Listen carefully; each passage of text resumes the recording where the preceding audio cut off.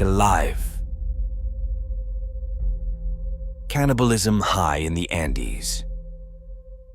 One of the most famous incidents in modern times is the harrowing tale of an Uruguayan rugby team whose plane crashed high in the Andes. On October 13, 1972, the team was on its way to Chile when their flight crashed into the snowy mountains.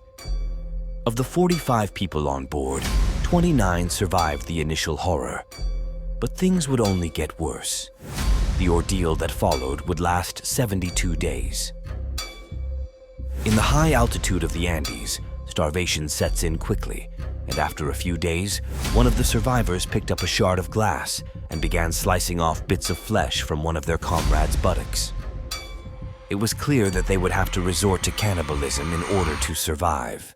The pilot had died in the crash, and the survivors ate him first as they had no emotional connection to him, but soon they were having to eat their friends too.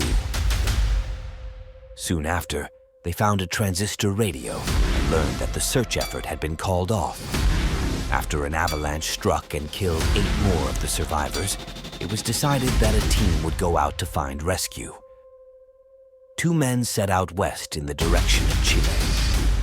They trekked to the nearest peak, a monumental task on its own, but there was no sign of civilization from their vantage point. Resigned to their fate, they climbed down, assured that they would die. They heard the sound of rushing water and found a river. By the river, they found an empty soup can, a horseshoe, a herd of cows, and finally, a man on horseback. Chilean military helicopters were dispatched, and on December 22nd, 16 survivors were rescued. In 1993, a film called Alive was released that portrayed the events of the ordeal. Human history is rife with events that have led to cannibalism, from our earliest ancestors to the modern day. In those incidents where survival is at stake, those who have eaten human flesh often struggle with the moral dilemma of what they have had to do. There will no doubt be cases of desperate cannibalism in the future too, as humans continue to explore, progress, and take risks.